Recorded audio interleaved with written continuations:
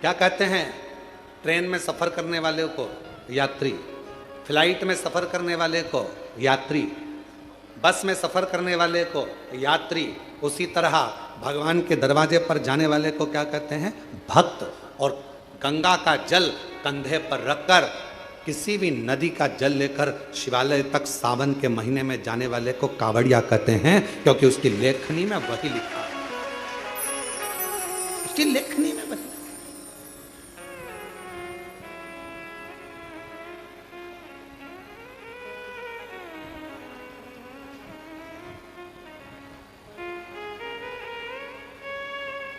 अभी किसी का एक छोटा सा वीडियो आशीष जी ने हमको दिखाया, उसमें उन्होंने किसी ने बयान दिया कि कावड़ उठाने वाले तो जो ऐसे लोग होते हैं, हमने किसी पैसे वालों को कावड़ उठाते नहीं देखा, उसको गरीब लोग कावड़ उठाते हैं। उसको मेरा जवाब है, जिसने ये बोला उससे कहना है कि जितने कावड़ उठाकर लेकर जा रहे हैं उसके घर में तेरे जैसे तो नौकर पड़े हैं।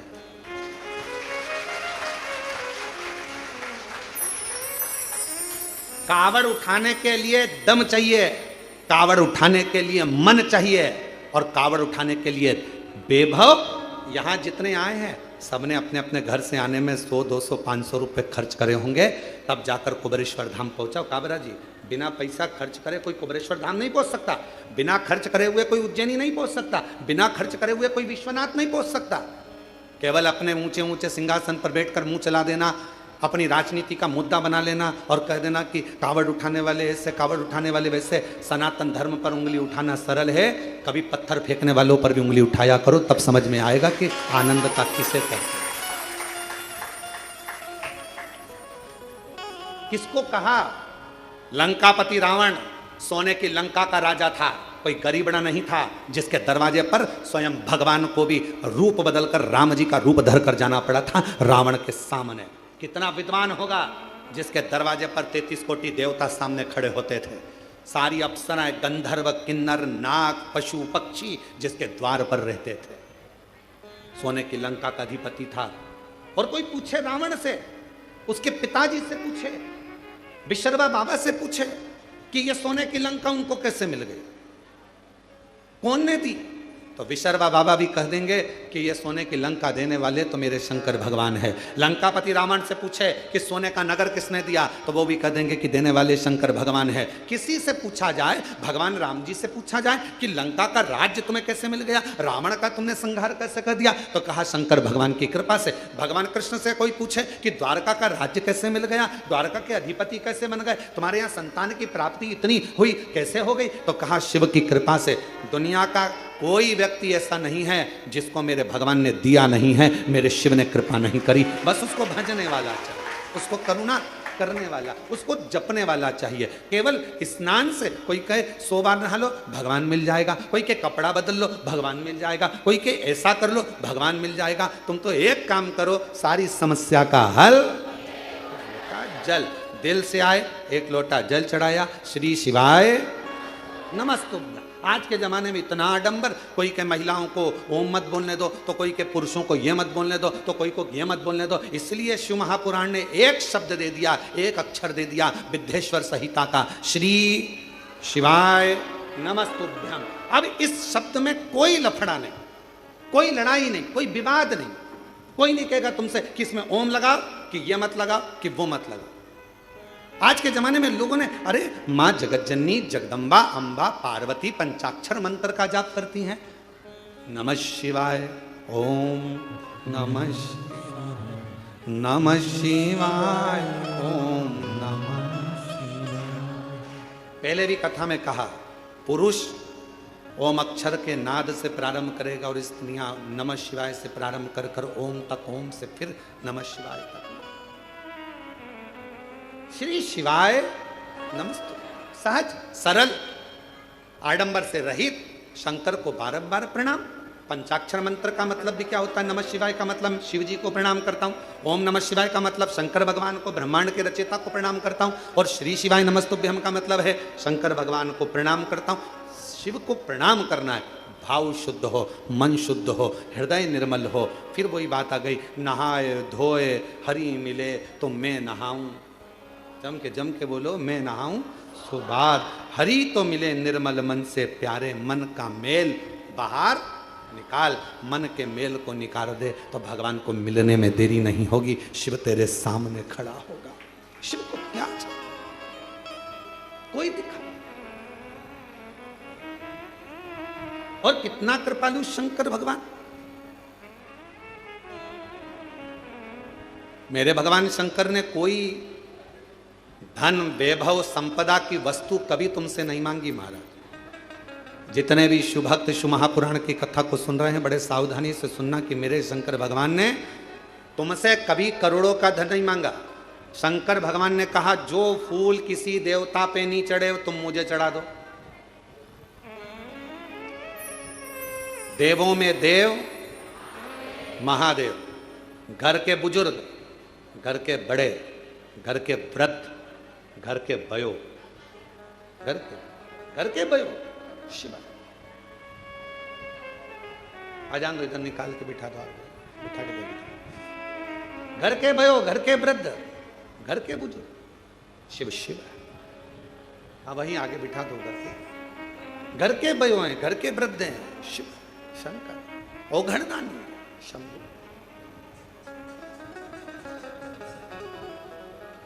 जो पुष्प, जो फूल कोई देवता स्वीकार ना करे वो मुझे दे दीजिए। और कितनी सुंदर बात कही, सबको अंबर पितांबर वैभव चाहिए। शिव जी कहते हैं कोई देवता ऐसा नहीं होगा जिसको शमशान की राख चाहिए हो। एक काम करो, वो राख किसी काम की नहीं है, मुझे चाहिए।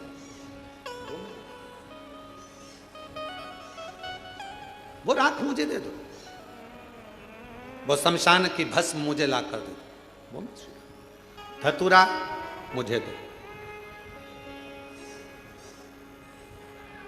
एक मंदार का फूल, एक शमी का पत्र, जो मंदार आंकड़ा यहाँ वहाँ मंदार लगा रहता है, कौन सा देवता जिसके ऊपर चढ़ता? कोई देवता नहीं। मंदार में जहर जैसा भाव, विष का तत्व होता है, कौन देवता स्वीकार करेगा? तो कहा मंदार मुझे दे दो। शमी का वृक्ष, जिस शमी के पत्तियों को शिव लेते हैं, उस शमी के डाली पर पक्षी भी नहीं बैठता, क्योंकि कांटे सबसे ज्यादा संख्या में शमी के वृक्ष में, उसको नहीं लेता। देवता भी नहीं स्वीकार, कोई देवता नहीं लेगा। कांटे का है, कांटे का है, कांटे का है, कौन लेगा? पक्षी नहीं बैठता, कांटे लगे हैं।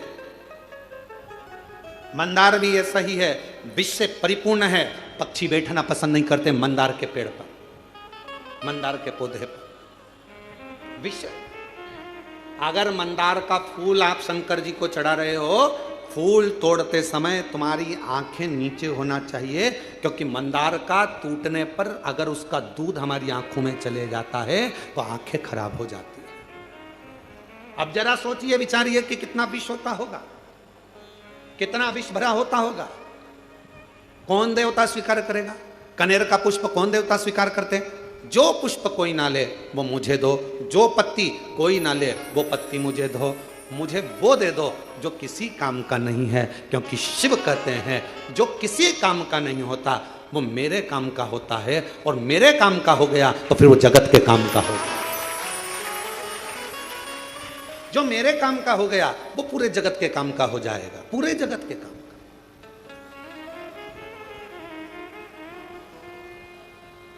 काबरा जी, अभी गुप्ता जी भी बैठे हैं, ध्यान दें। काशी में जो विश्वनाथ जी का प्रसाद बनता है, जो काशी का प्रसाद डब्बे वगैरह जो जाते हैं प्रसाद के रूप में, काशी में जितनी बेलपत्र चढ़ती है, जितनी बेलपत्र, उस बेलपत्र को पीसकर सुखाकर उस बेलपत्र का ही प्रसाद वितरण किया जाए। अभी काशी में एक नई बात आनंद की होगी, और पूरे काशीवासियों को मैं उसके लिए धन्यवाद देता हूं कि बेलपत्र का सदुपयोग प्रारंभ आपने करवाया। और मैं सबको बताना चाहूंगा, हमारी उज्जैनी में अवंतिकापुरी में जो पुष्प अवंतिका नाथ को, मेरे महाकाल बाबा को चढ़ते हैं, जो बेलपत्र मेरे महाकाल बाबा को चढ़ती है, वो सारी बेलपत्र पुष्प जाते हैं और उससे गुलाल, उससे अगरबत्ती, धूप बत्ती और अन्य सामग्रियां, हवन सामग्रियां ऐसी निर्मित होती है जो संपूर्ण जगत का कल्याण कर रही है। संपूर्ण जगत। यहां पर आते हैं लोग कुबेरेश्वर धाम पे, हमसे पूछते हैं गुरुजी हम यहाँ आए हैं, हम यहाँ से क्या प्रसाद लेकर जाएं? हम उनको कहते हैं आप कंकर शंकर लेकर जा रही हो ना, अगर आपके पास में बेलपत्र है, चढ़ाई है, उठाकर ले जाओ। किसी ने बेलपत्र पूजन कर चढ़ाई है, तुम्हें रोड पर, यहाँ पूरे ग्राउंड में कहीं बेलपत्र अगर पड़ी हुई मिल रही है, उसको उठा लो। अगर यहाँ 2 दिन ठहरे हो, सुखा लो, नहीं सुखा सकते संभाल के रख लो। घर जाना, सबसे पहले प्रसाद में वही बेलपत्र का पत्ता तोड़ तोड़ कर देना, फिर बाबा देखो कैसी कृपा कर। कोई पूछे तुम कुबेरेश्वर बाबा के धाम गई थी, वहां से क्या लेकर आई? तो बेलपत्र लाई हूं, रुद्राक्ष लाई हूं और कुबेरेश्वर धाम का कंकर शंकर। बस मैं रुद्राक्ष स्वयं के लिए लाई हूं, परिवार के लिए लाई हूं। मैं ये कंकर शंकर खुद के लिए लाई हूं, परिवार के लिए लाई हूं। और बेलपत्र का पत्ता, ये बेलपत्र सब पूजन कर रहे थे, जमीन पर छोड़ रहे थे, मैंने उसमें से प्रसाद के रूप में मांग लिया, क्योंकि कंकर शंकर तो सब एक हैं। आपने विनय कर कर उनसे बेलपत्र मांग ली, देना बाबा घर के लिए प्रसाद के रूप में। मैं ये बेलपत्र लेकर आए, बेलपत्र दे दी थोड़ी। और विश्वास करता है उस बेलपत्र का आनंद आपके जीवन में वो सुख लाता है कि आनंदित जीवन अपने आप प्रारंभ हो जाता है।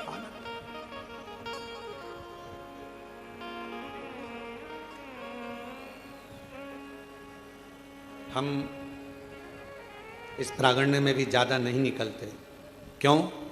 आप लोग चरण छूने का प्रयास करते हो, और हम हमेशा एक ही बात कहते हैं कि चरण हमारे नहीं, देवाधिदेव महादेव, ये कंकर शंकर की भूमि है। यहाँ शंकर के चरण पकड़ो, बाकी के किसी के चरण मत पकड़ो। यहाँ शिव के हम नहीं निकलते। जब भी कोई कार्य देखने के लिए बाहर निकलते हैं और कोई कहता है गुरु जी कृपा, हम उनसे कहते थे वो नीचे बेलपत्र पड़ी, उठाओ जरा, लाओ, ले जाओ। बाबा सब करुणा करते हैं, बेलपत्र से बड़ा क्या देते। कुबेरेश्वर धाम आए हो तो 3 चीजों का स्मरण रखना। पहले नंबर पर रुद्राक्ष। यहां का रुद्राक्ष ना बेचा जाता है, ना किसी को दिया जाता है। यहां का रुद्राक्ष तो झोली पसार कर, हाथ फैलाकर बाबा के दरवाजे से मांग कर लेकर जाओ, कहकर जाओ बहुत तकलीफ में हूं, मुझे विश्वास है तू मेरी झोली भर देगा, मैं वापिस आऊंगी, मैं तुझे लेकर जा रही हूं। बहुत बीमार है घर में, उसके लिए तू चल, उसकी रोग, उसका दुख मिटा देना। कुबेरेश्वर बाबा तेरे भरोसे पर आई हूँ।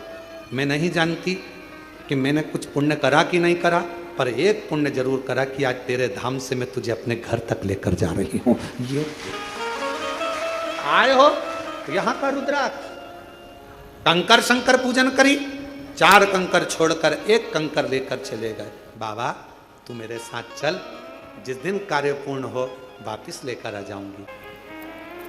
आप किसके भरोसे जा रहे हो?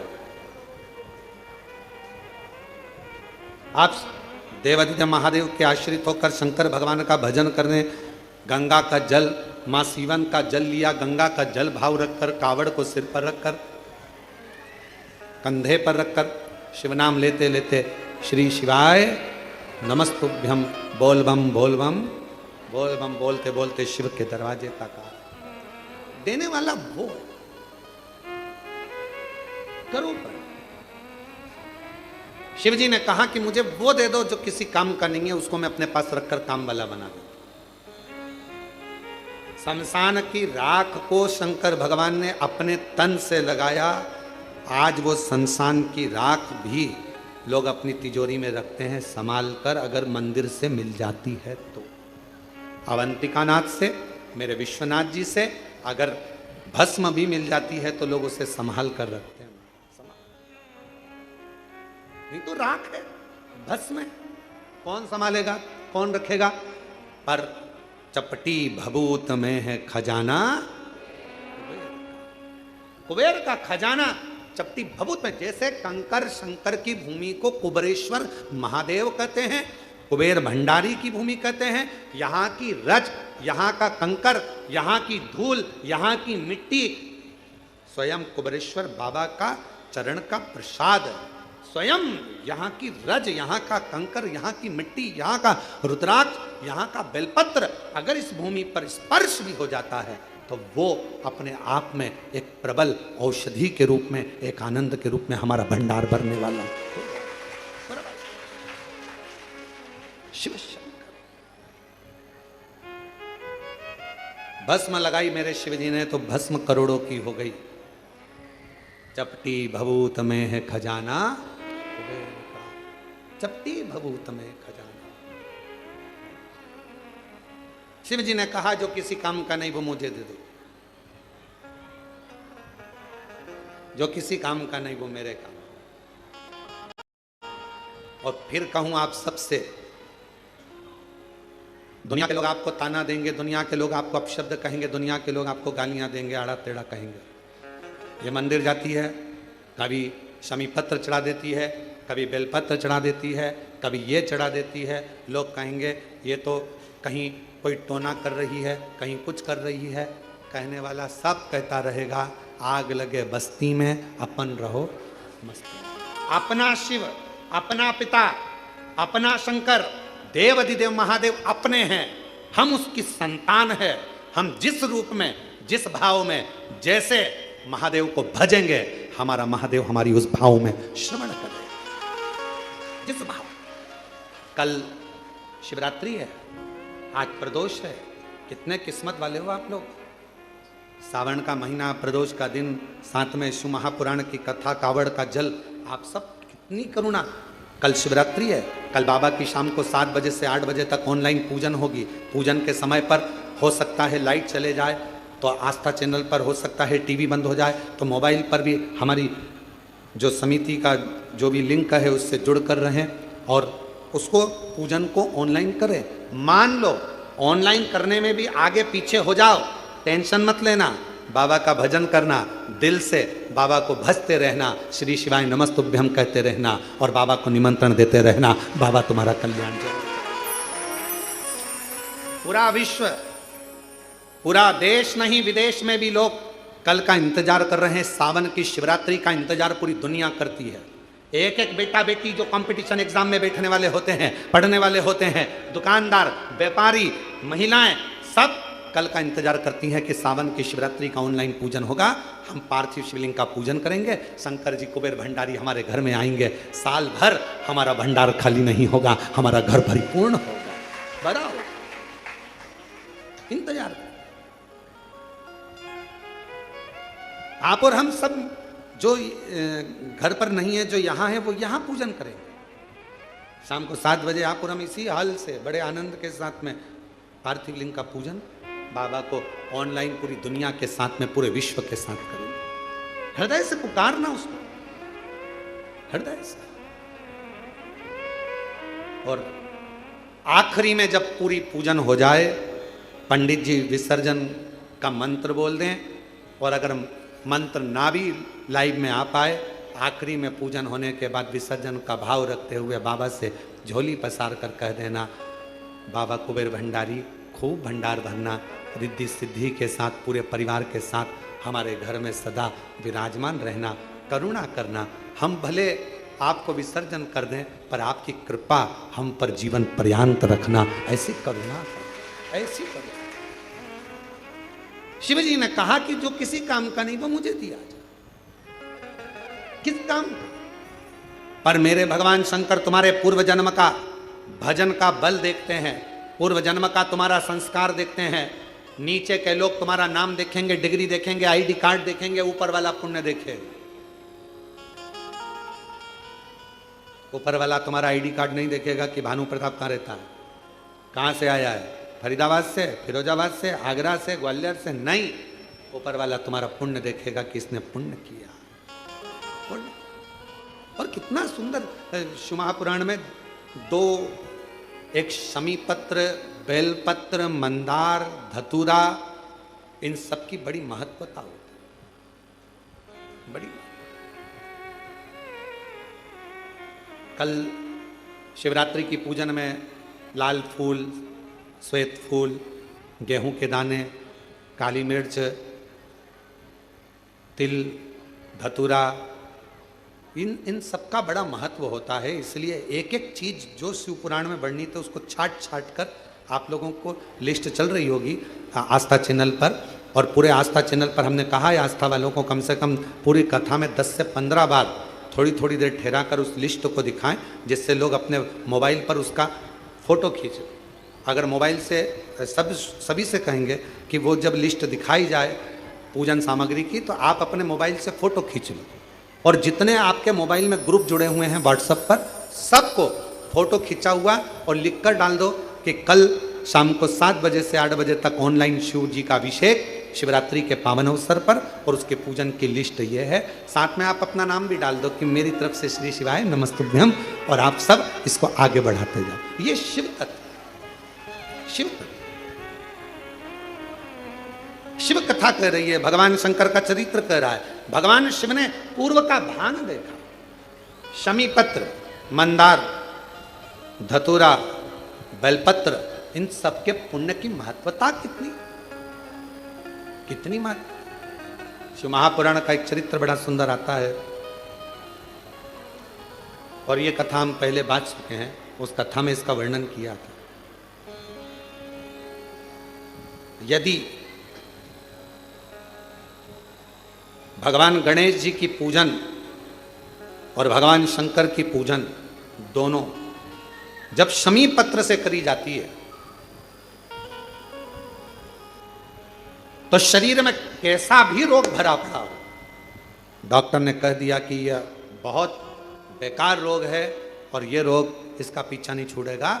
यदि आपको डॉक्टर ने कह दिया कि ऐसा है, डॉक्टर की दवाइयाँ लो, जांच कराओ, डॉक्टर को दिखाओ, रिपोर्ट लाओ, पर साथ में 7 स्थान बताए हैं जहां पर शमी पत्र को अगर चढ़ाते रहे चढ़ाते रहे चढ़ाते रहे तो वो रोग कितना भी बड़ा हो, आखिरी में वो रोग समाप्त हो ही जाता है।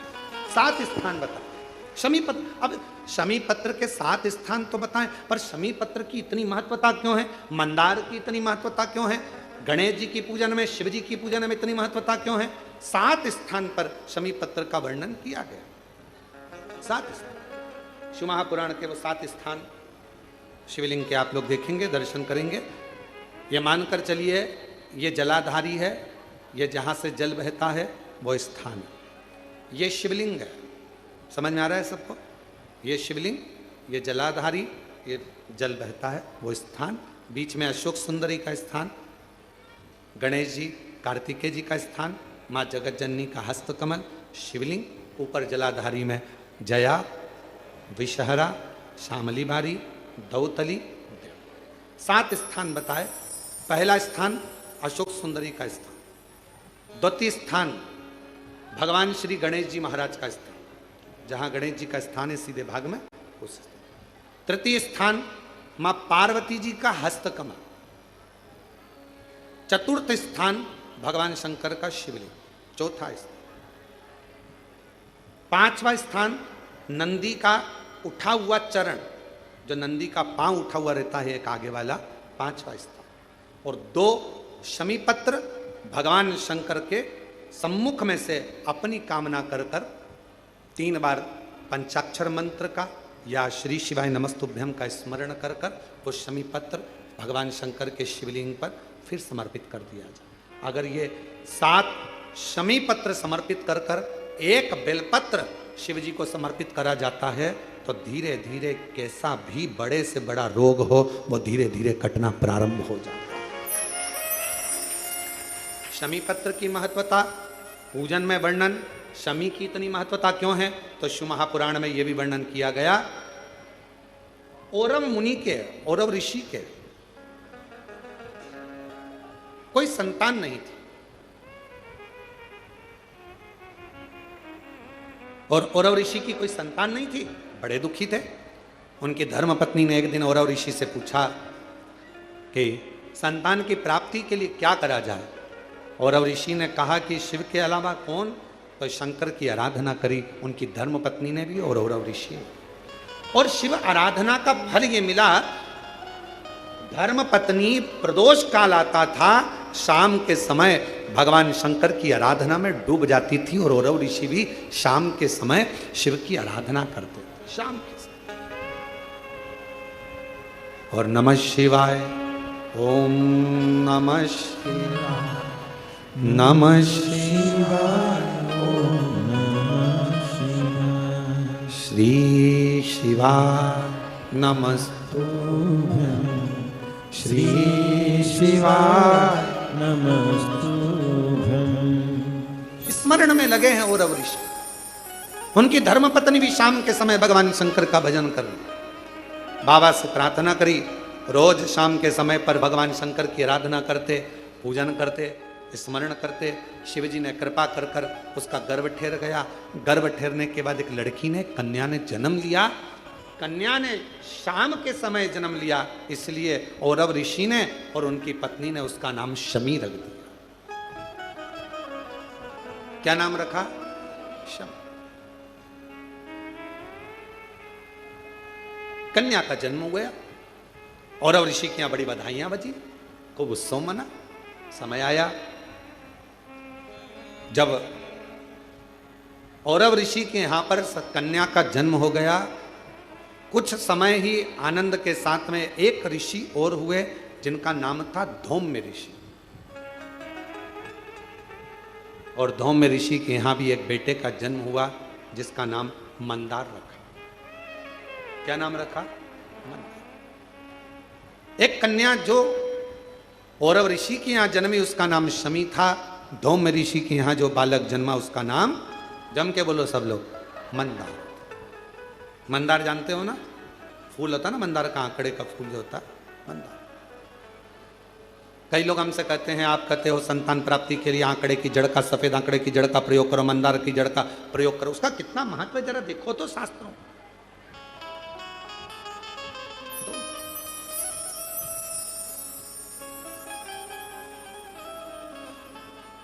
औरव ऋषि की बेटी बड़ी हुई, धौम्य ऋषि का बेटा बड़ा हुआ।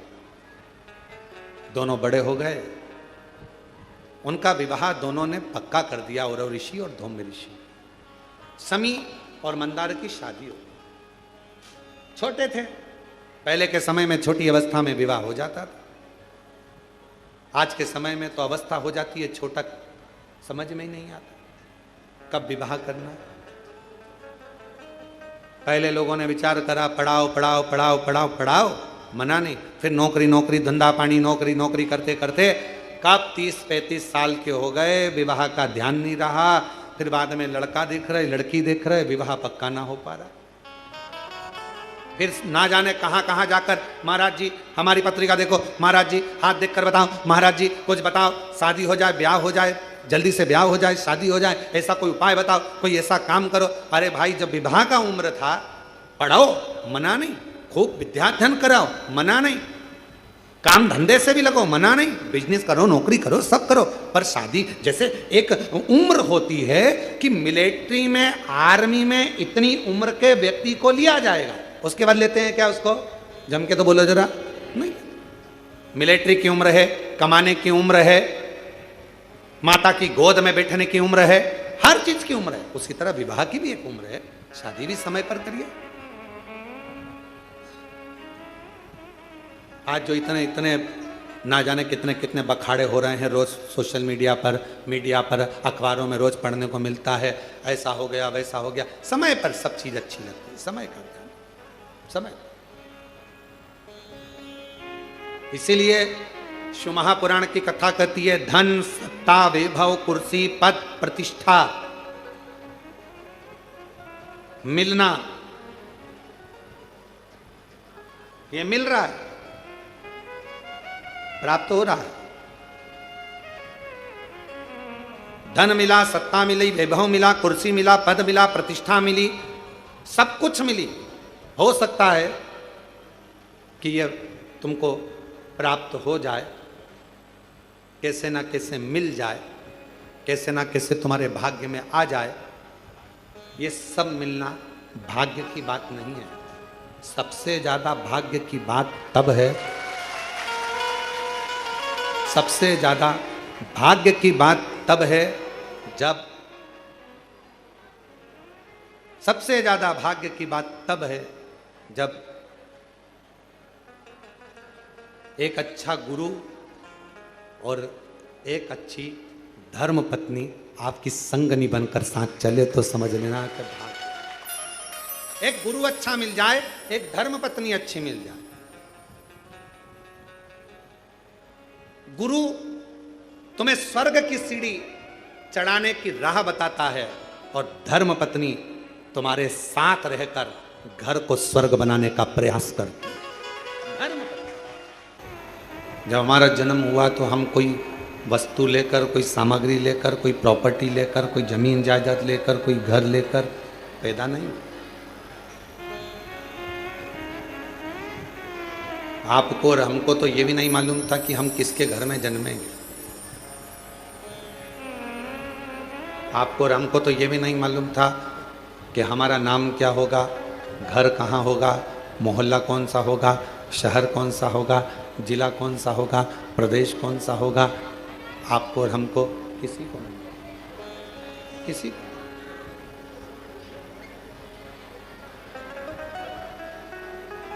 जब जन्म हो गया, जब जन्म ले लिया, जन्म लेने के बाद जब हमें थोड़ी सी सुध आई, बुद्धि आई, विवेक आया, तब हमें ज्ञात हुआ कि हमारा जन्म इस कुल में, इस घर में, इस जगह पर हुआ। एक फूल को नहीं मालूम होता कि वो सुबह टूटेगा, अर्थी पर जाएगा कि मंदिर में जाएगा। एक फूल को नहीं मालूम कि वो टूटने के बाद किसी के जूड़े में, गजरे में लगेगा, या वो फूल टूटने के बाद किसी की श्रद्धांजलि में जाएगा। फूल को यह नहीं मालूम कि ये पुष्प कहाँ और कब जाएगा, कैसे जाएगा।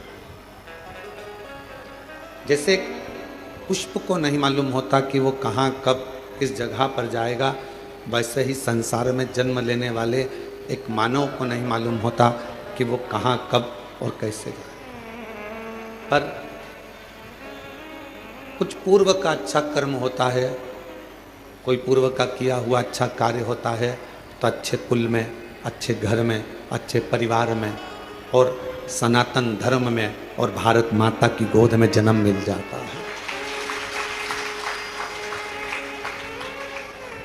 कोई पिछले जन्म के अच्छे कर्म मुझे बाबा तेरा साथ मिला, कोई पिछले जन्म के अच्छे कर्म मुझे बाबा तेरा साथ मिला। जहाँ सारी दुनिया झुकती है, जहाँ सारी दुनिया झुकती है, मुझे वो आली दरबार मिला, दरबार मिला। कोई पिछले जन्म के अच्छे कर्म मुझे बाबा तेरा, कोई पिछले जन्म के अच्छे कर्म मुझे बाबा तेरा। कोई पूर्व का जन्म अच्छा होगा, कोई पूर्व का किया हुआ कार्य अच्छा होगा, जो मानव का शरीर पूरा मिल गया। भगवान ने कोई हाथ पैर, आँख, नाक, मुख, कान में कोई कमी ना छोड़ी। श्रवण शक्ति भी पूर्ण दी, नासिका भी पूर्ण दी, नेत्र भी पूर्ण दी है, वाणी भी पूर्ण दी, कोई कमी ना रखी। और पूर्व का कोई अच्छा कर्म होगा, जो आज सावन के महीने में कावड़ लेकर कुबेरेश्वर बाबा के धाम में आकर विराजमान है। कोई पूर्व का कर्म अच्छा होगा, जो शिव महापुराण कथा के इस पंडाल में कथा श्रवण करने के लिए, जहाँ कथा सुनने के लिए सबका दिल होता है, कंकर शंकर की भूमि पर कथा श्रवण करने के लिए बैठे। और मैं एरंडोल वाले काबरा जी को और गुप्ता परिवार को धन्यवाद देता हूँ। कोई पूर्व का पुण्य होगा जो जजमान पद आपको श्रावण के महीने में प्राप्त हो। इस श्रावण के अवसर पर आप लोग पहुंचे।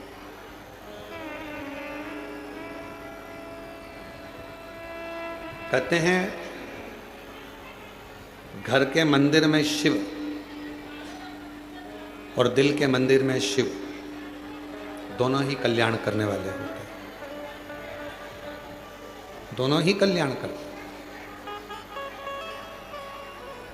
घर के मंदिर में जो शिव है, तुम्हारे घर के मंदिर में जो शिवलिंग है, तुम्हारे घर के मंदिर में जो शिवलिंग विराजमान है वो भी कल्याण करने वाला होता है।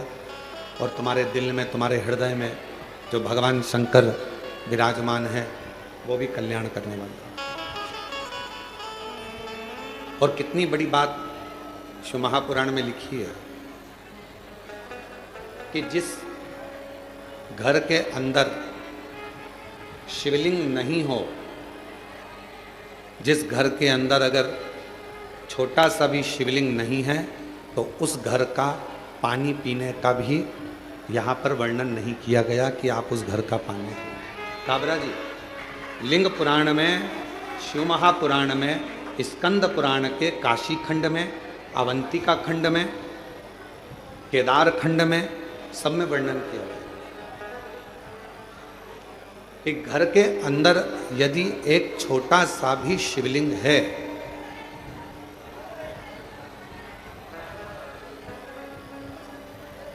घर के अंदर यदि एक छोटा सा भी शिवलिंग है, छोटा सा, और वो घर फिर किसी का भी हो, अगर छोटा सा शिवलिंग घर के अंदर है फिर वो घर किसी का भी हो, उस घर का जल स्वयं गंगा के जल के बराबर।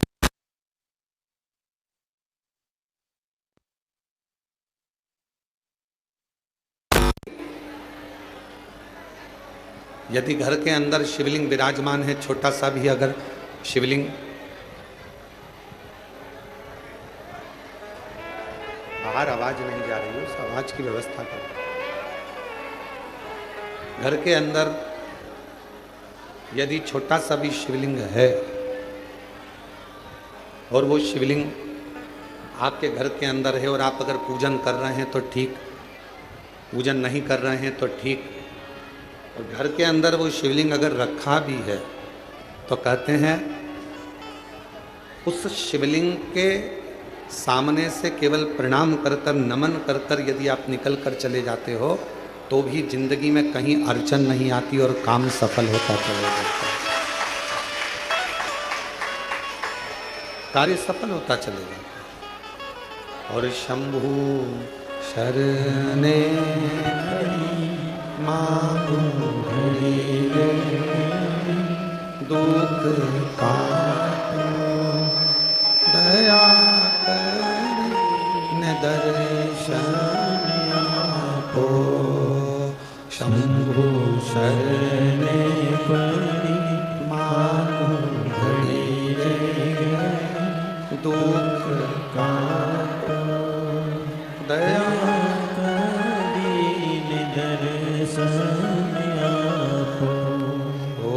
शंभु शरणे पड़ी मांगू घड़ी घड़ी दुख काटो, दया करी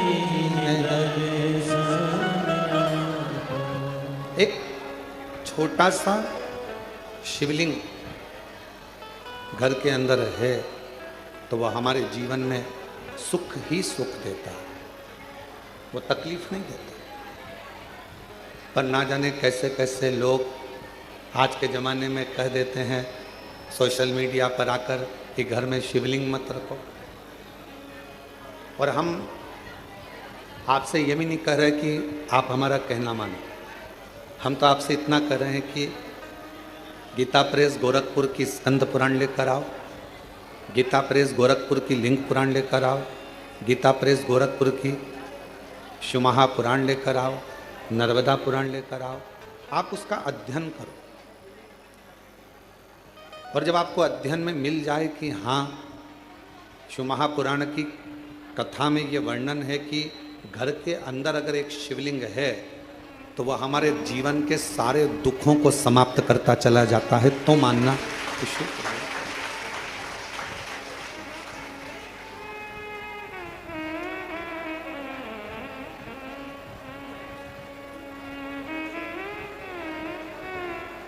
एक एक पुराण के एक एक शब्द का अध्ययन करो, पढ़ो, और नहीं पढ़ सकते तो फिर गुरु की वाणी पर भरोसा करो। अगर आप शिव पुराण को, लिंग पुराण को, नर्मदा पुराण को, स्कंद पुराण को नहीं पढ़ सकते तो फिर आप गुरु की वाणी पर विश्वास करो, गुरु की वाणी पर भरोसा करो। महाराज, अगर मैकेनिक अच्छा होता है तो गाड़ी बार बार काम नहीं निकालती। एक बार गाड़ी को अच्छा करवा लिया तो वो गाड़ी फिर बहुत दिन तक ठीक चलती रहती है। ठीक है,